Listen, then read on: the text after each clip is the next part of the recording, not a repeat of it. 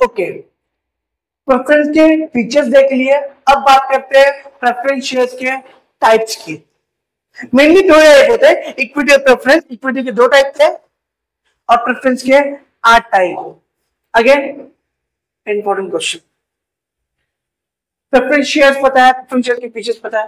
पहले टाइप में आता है क्यूमुलेटिव प्रेफरेंस शेयर्स। क्या?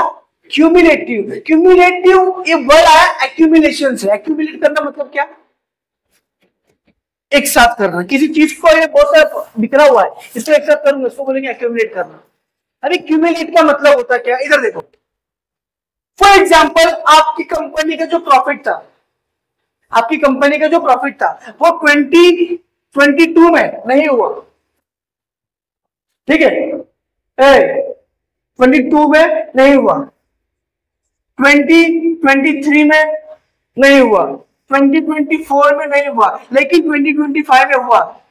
अगर आप क्यूमुलेटिव प्रेफरेंस शेयर्स हो तो इसका इसका इसका सबका बदला लेंगे 25 में, सबका बदला लेंगे रे, समझा? इसका इसका इसका सबका बदला लेगा रे तेरा गजूदा।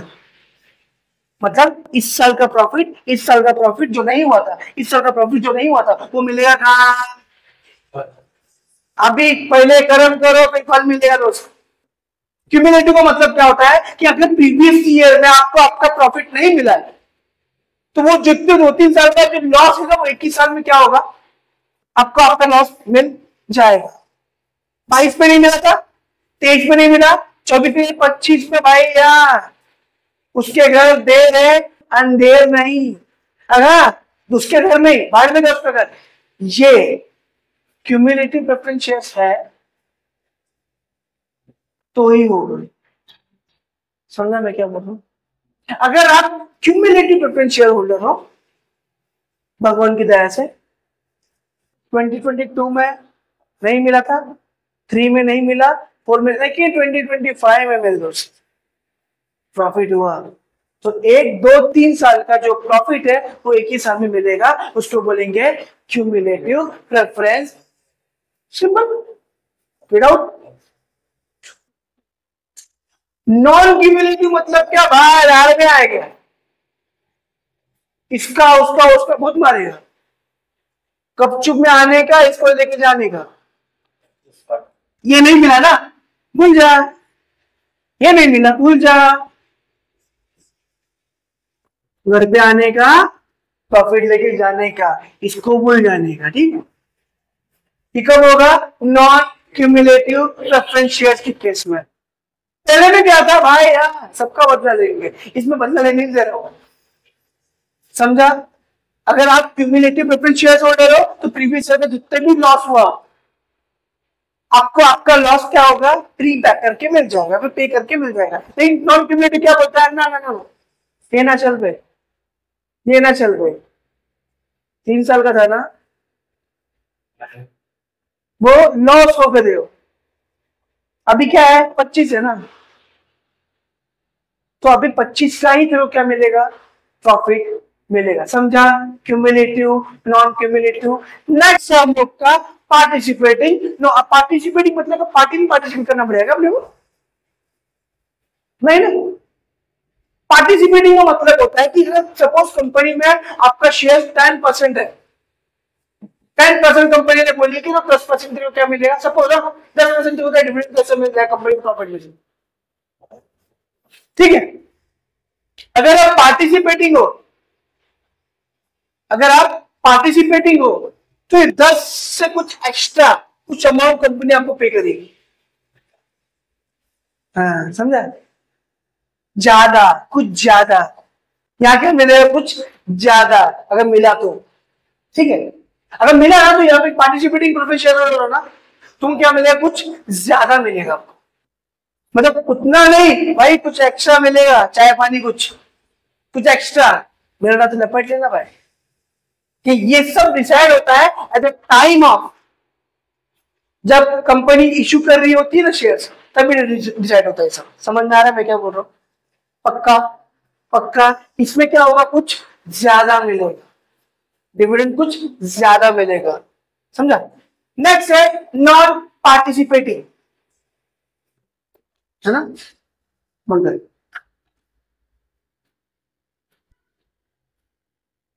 पार्टिसिपेटिंग मीन्स कंपनी के, अच्छा आपको डिविडेंड तो मिल गया, खुशी मनाओ, लेकिन अगर पार्टिसिपेटिंग प्रेफरेंस शेयर होल्डर हो तो आपको कुछ ज्यादा और मिलेगा, कुछ एक्स्ट्रा अमाउंट, डिविडेंड से थोड़ा एक्स्ट्रा, इसको बोलेंगे पार्टिसिपेटिंग।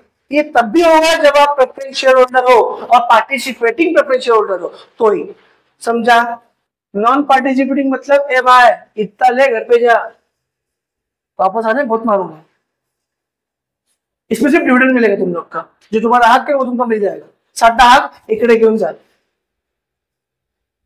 पक्का, समजा। हे भाई समजलं, कळालं, याच्यामध्ये काय भेटेल, थोडासा जास्त, थोड़ा एक्स्ट्रा, तनिक और, इसमें क्या मिलेगा, जितना है उतना लेके जाने का दोस्त, डिविडेंड 10% है ना, उतना उठा घर पे जा, समझा, नो जास्त, ठीक है। कन्वर्टेबल, इसमें होगा क्या मालूम है, आपका जो प्रेफरेंस शेयर्स है ना वो बन जाएगा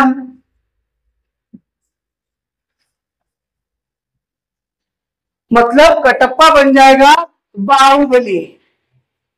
हाँ, आपका जो प्रेफरेंस शेयर है, जो नाम का ओनर था, वो क्या बन जाएगा, रियल का ओनर, उसको बोलेंगे कन्वर्टेबल प्रेफरेंस शेयर। अच्छा, ये जब भी कंपनी इश्यू करती है, फॉर एग्जांपल रिटर्न मेरा प्रेफरेंस शेयर होल्डर बन गया, लेकिन कन्वर्टेबल, कंपनी बताएगी रिदान ये तेरा प्रेफरेंस शेयर होल्डर का सर्टिफिकेट है, टूट गया, आफ्टर ए सर्टेन पीरियड रिदान को बोल मालूम पड़ेगा, 1 महीना 2 महीना 3 महीना 4 महीना के बाद रिदान कंपनी का प्रेफरेंस शेयर होल्डर नहीं कराएगा, इक्विटी शेयर होल्डर कराएगा। रिदान कंपनी का सिर्फ नाम का ओनर नहीं रहेगा, रियल ओनर होगा। Rather than not just like a Kattappa, he becomes a Baahubali, समझा, विद द ब्लेसिंग ऑफ महारानी बिन कामी देवी, सॉरी क्या नाम था उसका, महेश नकुल। चलो समझा, पक्का समझा। इसमें क्या होगा, कन्वर्टेबल में जो प्रेफरेंस शेयर है क्या बन जाएगा, इक्विटी, कटप्पा क्या बनेगा, बाहुबली, यहाँ पे टकला टकला देगा, Kattappa remains Kattappa, Kattappa remains Kattappa, not become the Rao Baahubali. इसमें क्या चांस था उसको, आफ्टर सर्टेन पीरियड, कुछ दिन के बाद जब प्रेफरेंस शेयर होल्डर लेगा वो कंपनी बताएगी, 1 साल के बाद आप प्रेफरेंस शेयर होल्डर नहीं होगे, आप बन जाओगे इक्विटी शेयर होल्डर, अगर आप चाहते हो तो ये लो। अच्छा आप ये नहीं चाहते, नॉन कन्वर्टेबल, आप प्रेफरेंस शेयर होल्डर ही रहोगे, आप नाम के ओनर रहोगे, रियल ओनर नहीं बन सकते, समझा। ये कन्वर्टेबल लेने के बाद डायरेक्ट तो प्रेफरेंस शेयर इक्विटी शेयर नहीं बनता, कुछ टाइम के बाद वो टाइम कंपनी डिसाइड करती, समझा, पक्का समझा, दिक्कत। नेक्स्ट है रिडीमेबल। रिडीमेबल मतलब क्या पता, क्लेम करना, अगर मैंने प्रॉफिट, मैंने मेरा कैपिटल दिया तो कंपनी का रिडीमेबल है ना, तो कंपनी को जक मार के देना पड़ेगा उसको, उसका पैसा देना ही, लेकिन इरिडीमेबल है तो, लेकिन आज के टाइम पे according to companies act 2013 company can not issue irredeemable preference shares. क्या, इरिडीमेबल प्रेफरेंस शेयर्स,